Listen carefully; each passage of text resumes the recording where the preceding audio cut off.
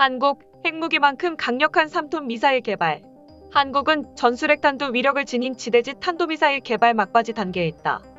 이 소식은 북한이 대북 방어를 강화하기 위한 예산 제안을 발표하면서 나왔습니다. 10월 29일 발표된 보고서에 따르면 이 신형 무기는 사거리 350에서 400km의 최대 3톤의 탄두를 탑재할 수 있다. 이 미사일은 대륙간 탄도미사일 ICBM과 핵무기가 배치되기 전에 무력화하기 위해 지하 터널을 관통하여 지하 미사일 시설과 기지를 파괴하도록 설계되었습니다. 보고서는 남북한 경계선 주변에서 발사될 경우 북한 전역에 도달할 수도 있다고 밝혔습니다. 앞서 언급한 미사일 프로젝트는 미국이 부과한 미사일 개발 제한이 완전히 해제된 후 시작됐다. 국방부는 성명을 통해 한반도의 억제력을 발휘하고 안보와 평화를 실현하기 위해 보다 강력하고 장거리 정확한 미사일을 개발해 나갈 것이라고 밝혔다. 국방부는 2022에서 2026년 국방계획에서 파괴력이 대폭 강화된 새로운 미사일을 개발하고 미사일 방어 시스템을 업그레이드하며 미사일 방어 미사일을 배치할 것이라고 밝혔습니다. 전술핵무기에 버금가는 탄도미사일은 남북한 간의 재래식 미사일 경쟁에서 가장 최근에 나올 것이다. 2020년 한국은 신형 현무-4 단거리 탄도미사일 SRBM-2 2톤 무게의 탄두를 탑재할 수 있다고 발표했다. 현무-4호는 우리나라에서 가장 큰 로켓이기도 하다. 이에 대해 북한은 같은 해 3월 2.5톤 탄두를 탑재할 수 있는 SRBM을 시험 발사했다. 국방부는 성명을 통해 제한이 끝난 후 잠재적 위협에 대한 억제력을 구현하고 주요 목표물에 대한 공격 능력을 향상시킬 것이라고 밝혔다. 분석가, 외교관 및 군 관계자는 이번 10년이 끝나기 전에 아시아가 그 어느 때보다 더 멀리 더 빠르게 날고 더 강력하고 정교하게 발사하는 재래식 미사일의 폭발을 보게 될 것이라고 경고합니다. 어제는 우리 대한민국의 거의 지난 50년 중 최고의 선물이 주어진 날이었습니다. 바로 그렇게 바라고 기다리고 있는 했던 대한민국이 가장 잘 다루는 무기자. 미래 전쟁의 판도를 결정하게 될 최종 무기 바로 미사일의 사거리 제한적제가 완전 잊어버린 것입니다.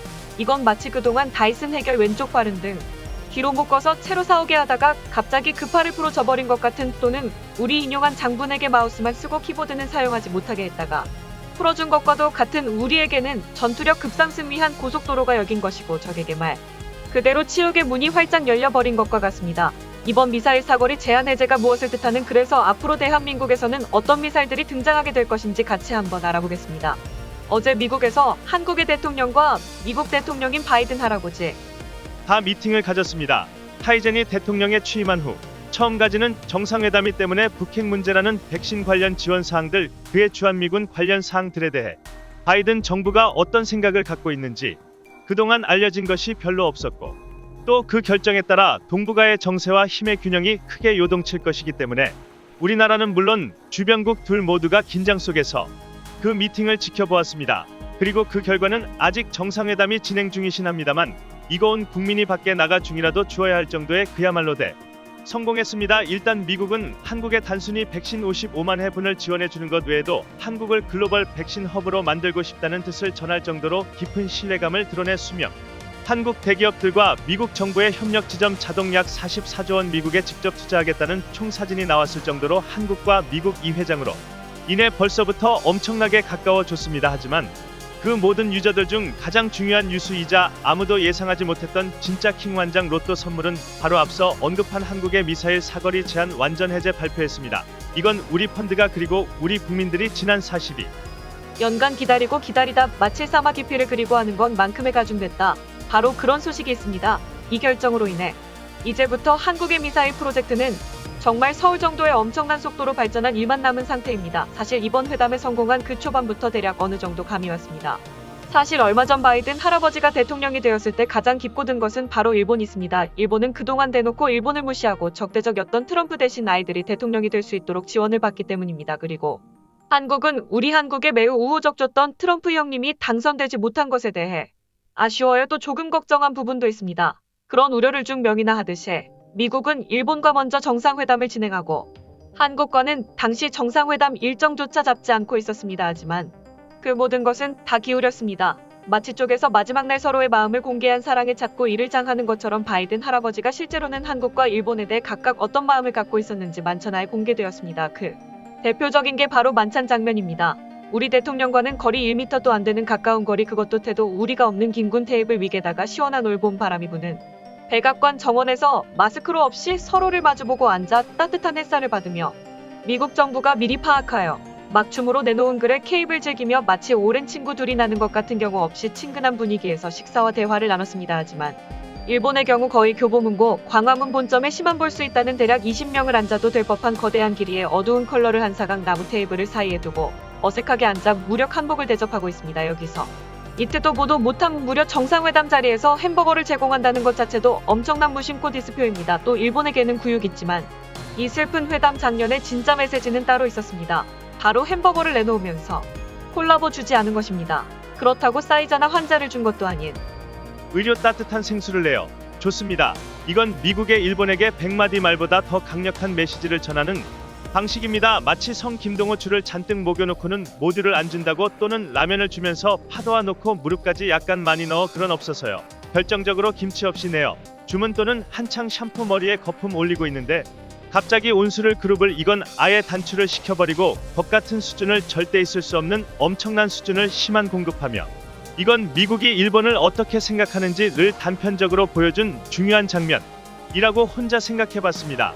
다시 우리나라 이야기, 그 중에서도 미사일 이야기로 돌아가면 한국은 미사일에 있어 세계에서도 손꼽히는 최강국입니다. 단데 중량 제한, 사거리 제한이라는 엄청난 제약을 안고 있는 상태에서도 세계 4위 미사일 강국으로 올라선 괴물 같은 바랍니다. 그런데 얼마 전 트럼프 형님이 풀어준 탄도 중앙에 이어 이번에 사거리까지 완전히 프로그램, 이제는 모든 봉인이 풀려고 합니다. 스틸 100까지 맞은 다이슨, 저로 이제 대한민국은 그 누구의 눈치도 보지 않고 미사일 기술을 최대치가 발전시킬 수 있게 된 것입니다. 사실 이번에 바이든 이 한국의 미사일 똥을 풀어버린 것은 중국을 견제하기 위한 용도가 큽니다. 지금은 세계 최대급 탄도를 가지는 우리 현물사가 탄소 중량을 이 돈으로 했을 때 사거리가 대략 800km 정도 나오사에서 돈으로 무장했을 때는 대략 300km밖에 나오지 않습니다. 탄도 중량을 500kg으로 줄을 아마 약 2000km의 공격 사거리가 나오게 되는데 2000km면 일본 전부 다 커버가 되지만, 중국의 경우 상용화 불평을 포함한 동부는 타격이 가능하지만 중부와 소품 아예 다 지도 못하는 사절입니다.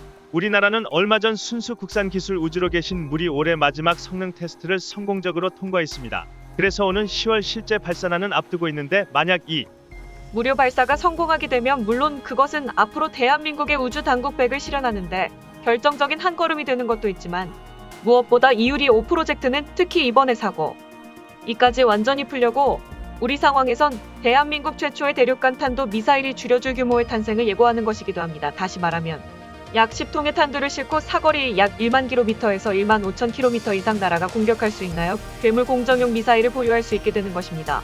이건 현물 사다 가지는 파기를 일하고 보안 관련 차원이 다른 원화도 레벨의 무기가 되는 것입니다. 게다가 우리나라는 파기를 또 파티를 이지만 특히 정확도 있어 정말 진심이기 때문에 지금 현물 3이 대략 3000km로 날아가서, 그리고 협력사가 약 2000km를 날아가서 가로 세로 약 1m 정도밖에 되지 않는 슈비에 정확히 배달되는 것만 구매 정확도를 가진 무려 단독 시트짜리 사거리 1만 km 이상의 대륙간 탄도 미사일을 보유하게 된 것으로, 이건 단지 대한민국군의 전투력 비약적으로 높아지는 것 외에도 국제 무대에서 대한민국이라는 나라 자체의 위상과 힘이 그만큼 높아지고 강해진다는 뜻이기도 합니다. 게다가 이관 탄도 중형부터 사거리까지 모든 제약이 풀리나요?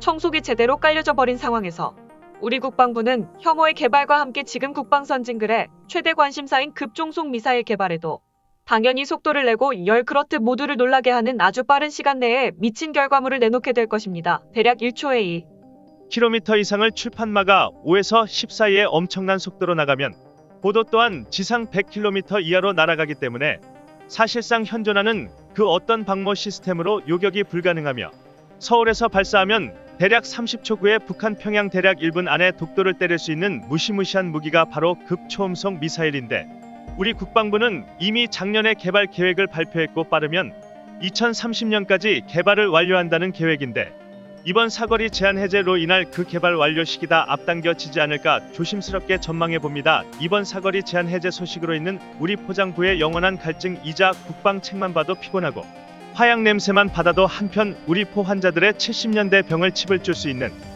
예 쿠폰은 무긴 최강 미사일 전문 오해 개발과 나가 한국형 최첨단급 초음속 미사일 개발까지 모두 순조롭게 진행되어 우리 대한민국이 핵 없이 핵 보유국 이상의 전투력을 가지게 되어 그 압도적 전투력으로 인해 완벽한 평화가 보장된 그런 날이 하루빨리 차지하고 기를 기대합니다. 대한민국 만세 감사합니다. 군 소식통은 한국이 신형 잠수함에서 국산 잠수함 발사 탄도미사일 SLBM 시험 발사에 성공해 세계에서 8번째로 무기 보유국이 됐다고 밝혔다. 프랑스, 인도, 중국, 북한 국방부는 지난달 대형 수중함 시험에 성공한 뒤 지난주 도산한창호함에서 SLBM을 수중 발사했다. 2018년 9월 진수된 도산한창호함은 부품의 76%를 국산화한 최신 국산 잠수함이다. 한국 해군 최초의 자체 제작 고급 잠수함 도입. 도산한창호함은 길이 83.5m, 폭 9.6m로 선원 50명을 태울 수 있으며 수직 발사관 6개로 탄도미사일을 발사할 수 있어 20일 동안 사용하지 않고도 수중 작전을 유지할 수 있다. 집중 테스트를 거쳐 SLBM을 양산할 예정이다. SLBM은 국산 현무 -2B 탄도미사일 버전으로 사거리가 약 500km로 재래식 핵탄두 탑재에 적합할 것으로 알려졌다.